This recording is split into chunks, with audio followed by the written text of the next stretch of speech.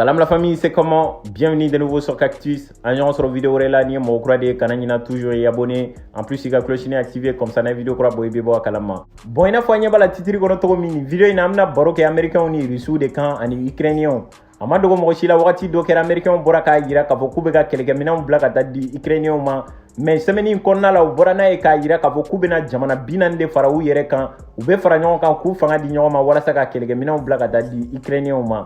Bon bolen ko fe risu fene be ka boka yira ka foko keleke mina nu chama be ka laban o le bolo konna la. Donc vidéo ina amino de analyser nyon fait actualité munu passera ni sujet kan ambo décrypter nyon fait baby ga vidi dans le commentaire est-ce que vous faites nafa bala ou pas. Comme d'habitude il y a une vidéo laisse-moi un petit like pour me donner de la force. C'est parti pour la vidéo.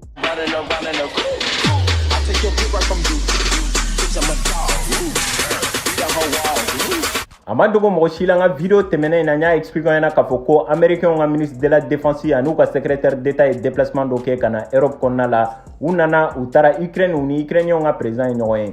nya fo yana kafoko Europe jamana chama de kumbe munu kumbanendo ama kafoko te keleke mina griman baw bla kata du Ukraine ma ko be se ka ke sababu ye Vladimir Putin ye kuma mfo ka yira kafoko ni jamana mi ye keleke mina griman babla kana du Ukraine ma igi signa ye kafoko kele be se ka yelema aw ni nyonche dona na tawla wakati la okunye frendi Union européenne jamana chama ma olukungo kute keleke mina bla kata mais ambe balmuna américain défense ga kuma la ale ya yira kafoko ni ulu be jarana ye ku bolo di nyoma ku fanga ke kelen ka keleke mina di ukrainien ma ale dalemba la kafoko ukrainien be se ka Russie ci donc ni parti de la me se ka famia kafoko réellement mo ko me kuma mfo kafoko américain be ga européen pousser ku sendo kelena réellement ngani ay ode parce que na jatemne keleke mina sugu jumbe mute américain bolo kun jumɛn de y'a to u bɛ wuli ka na européen ma Allemagne fɛnw ma k'a yira k'a fɔ k'u ka fara ɲɔgɔn kan u ka kɛlɛkɛminɛn girimanbaw bila ka taa di Ukraine ma et pourtant wagati dɔ la européen kun ye Vladimir Putin ka bagabaga mɛn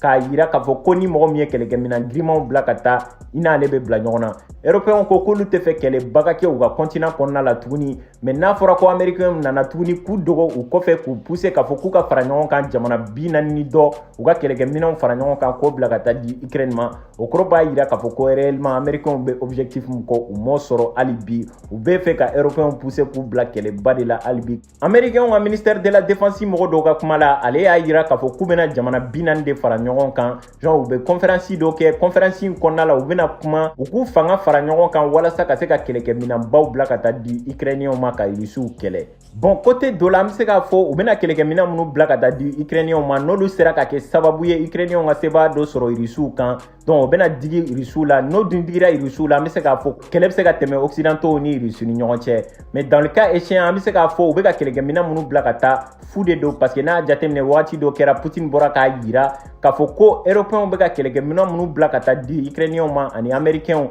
olu bɛ k'o kɛlɛkɛminɛn ninnu tilan bɛɛ minɛ k'a di donbasikaw ma walasa ka se k'u yɛrɛ lakana n'a ye a ma dogo mɔgɔ si la wagati dɔ kɛra Rusiw bɔra k'a yira k'a fɔ k'u yɛrɛ tire ka bɔ centre ni ouest ninnu na genre ville minnu bɛ yen tel que Lviv ninnu ni Kiev ninnu genre c'est-à-dire centre ville ninnu ani ouest ville ninnu mais an bɛ bali min na dɔgɔkun kɔnɔna la an b'a mɛn k'a fɔ ko Rusiw ka missile dɔ taara bin o ville ninnu dɔw kɛrɛfɛ donc a caman ye parce que Putin n'u y'a yira k'a fɔ ko américain bɛ ka kɛlɛkɛminɛn minnu bila ka taa di ukrainien ma actualité bɔra n'a ye k'a yira k'a fɔ ko olu viselenba de don Rusiw fɛ donc ni Rusiw y'a mɛn dɔrɔn k'a fɔ ko kɛlɛkɛminɛn dɔw jiginna Ukraine kɔnɔna la u bɛ port dɔ la ou soit u b'u ka camp dɔ la an bɛ bali mun na missile bɛ taa jigin o yɔrɔ kan k'o kɛlɛkɛminɛn ninnu ci donc sisan a bɛna fɔ américain y'a faamuya k'a fɔ ko a tɛ ka nafaba di ukrainien ma olu bɛ ka kɛlɛkɛminɛn minnu bila ka taa di ukrainien ma pour que ka se ka ukrainien armé au contraire a bɛ ka taa laban Rusiw de bolo kɔnɔna la i n'a fɔ u ka président a fɔ cogo min donc o dun nafa t'o la o hukumu de kɔnɔna la peut-être u y'a décider ka jamana 40 fara ɲɔgɔn kan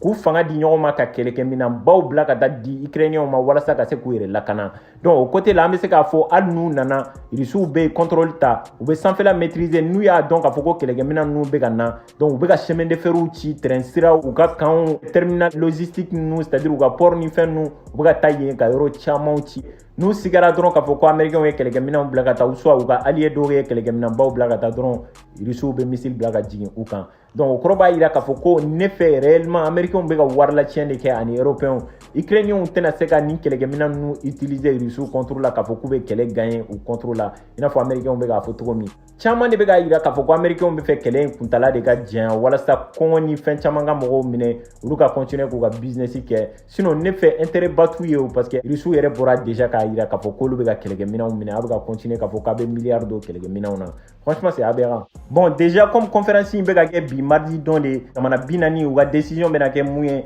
n'a sɔrɔ u bɛɛ bɛna jɛ à l'unanimité k'a fɔ k'u ka kɛlɛkɛminɛnw bila ka taa n'a ko kɛra cogo min an b'o résultat fɛnɛ fɔ aw ɲɛna. Ne kɔni fɛ nin kɔni c'est voué à l'échec parce que déjà kɛlɛkɛminɛnw bɛ ka taa laban aw juguw bolo kɔnɔ. A tɛ ka kɛgoya hali bi a bɛ ka continuer k'a ka milliards fara ɲɔgɔn kan ka kɛlɛkɛminɛnw san ka o bila ka taa. Franchement a fɛnɛ bɛ se k'a ka avis fɔ ɲɛna dans le commentaire. Est-ce qu'aw fɛ ça vaut le coup?